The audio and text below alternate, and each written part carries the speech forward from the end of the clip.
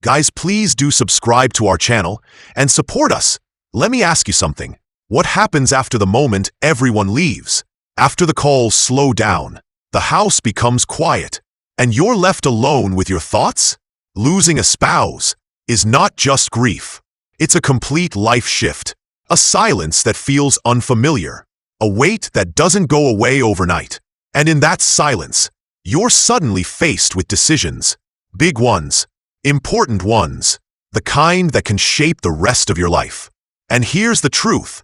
In those moments, it's incredibly easy to make choices, not from clarity, but from pain, from loneliness, from pressure, from the need to feel okay again. But some of those decisions can lead to regret, not because you're wrong, but because you weren't ready. Today, we're going to talk about something important.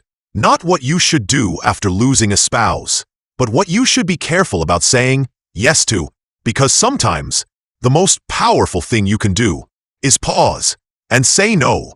Let's start with something many people don't expect. Big financial decisions. After a loss, everything can feel uncertain. Bank accounts, bills, insurance, your home. And there's this quiet pressure to figure it out quickly, to take control, to make decisions that feel responsible. But here's the problem. Grief changes the way you think. It clouds judgment. It makes urgent things feel more urgent than they really are. And in that state, big decisions can become permanent ones. Selling your home, moving to a new place, making large investments. At the time, it might feel like the right move.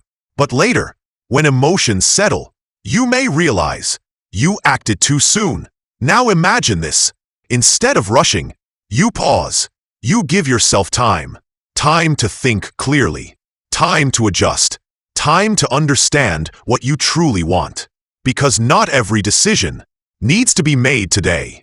Now let's talk about something even more emotional. Isolation. After losing someone so close, it's natural to want space, to be alone, to process everything. And that's okay. But there's a difference between solitude and isolation. Solitude heals. Isolation can slowly hurt. Because when you start avoiding calls, skipping visits, staying inside more and more, something shifts. Your world becomes smaller, quieter, heavier. And over time, loneliness doesn't just stay emotional. It becomes physical. Your energy drops. Your motivation fades. Even your health can be affected. But here's something powerful. You don't have to take big steps. You don't have to suddenly become social again. Just small ones. Answer one call. Step outside for a short walk. Sit with someone for a few minutes.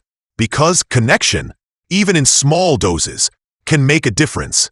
Now let's go deeper, because this next one is often ignored. Your own health.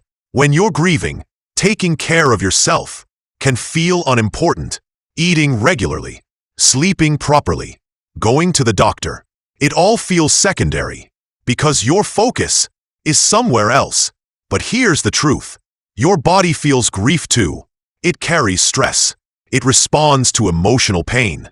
And if you ignore it, it begins to weaken.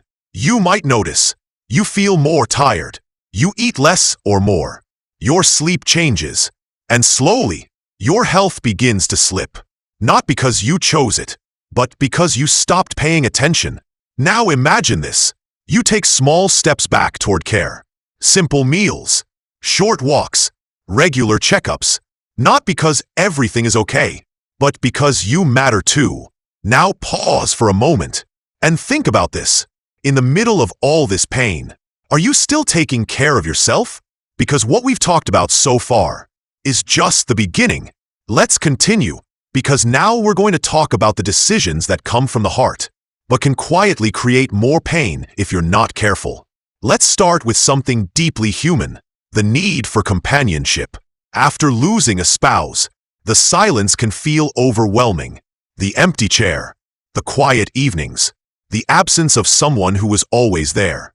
And naturally, you begin to crave connection again. Someone to talk to, someone to share your day with, someone to fill that space. And there is nothing wrong with that. But here's where many people struggle, moving too fast, because when emotions are still raw, it's easy to confuse comfort with readiness. You might meet someone kind, someone who listens, someone who makes the loneliness feel lighter, and suddenly, it feels like the answer, but inside, there are still emotions that haven't been processed, grief that hasn't been fully understood. And when you step into a new relationship too soon, it can create confusion, comparison, even guilt, not because you did something wrong, but because your heart needed more time. Now imagine this. Instead of rushing, you give yourself space. You allow yourself to heal, to understand who you are now, before sharing your life again. Because the strongest relationships are built from clarity, not from pain. Now let's talk about something that might be the hardest of all: letting go of belongings. After losing someone, every item becomes meaningful. Their clothes, their chair, their small everyday things. Each one holds a memory, a moment, a connection, and the thought of letting go feels like losing them again. So what do many people do? They keep everything exactly as it was. The house becomes a memory, a place frozen in time. At first, it feels comforting, but over time, it can become heavy, because instead of remembering with peace, you're reminded with pain every single day.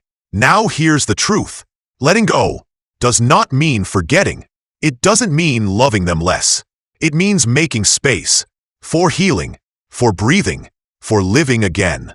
And it doesn't have to happen all at once. It can be slow, gentle, intentional, keeping what truly matters while allowing the rest to move on. Because memories don't live in objects. They live in you. Now let's bring everything together. Because what we've talked about today is not easy. It's emotional. It's real.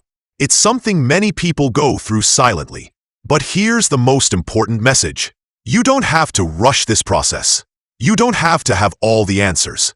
You don't have to move on quickly, because healing doesn't work like that. It's not a straight line. It's not a schedule. It's a journey. And in that journey, the choices you make matter. Saying no to big decisions too soon. Saying no to isolation. Saying no to neglecting your health. Saying no to rushing into something new. Saying no to holding on to everything out of fear. These are not rejections. They are protections. They protect your heart, your future, your well-being. Now imagine this, a version of you, a little further down the road, still carrying love, still holding memories, but also feeling a little stronger, a little lighter, a little more at peace.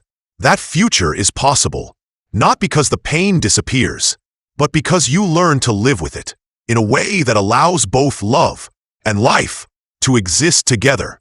Now let me ask you one final question. What is one thing you need to give yourself permission to not rush? Because sometimes the most healing thing you can do is simply take your time. Thanks for watching.